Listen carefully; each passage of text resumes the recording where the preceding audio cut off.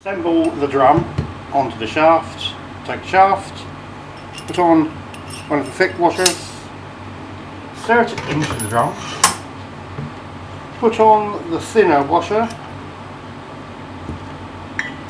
put on a stand, insert the pin into the shaft. There you have your thread protruding. Fit the nut and tighten.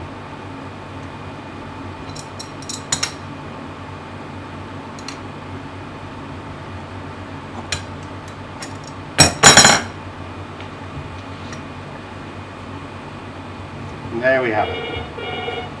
You can, if you wish, use the thicker washer in place of the thin one. And that's it.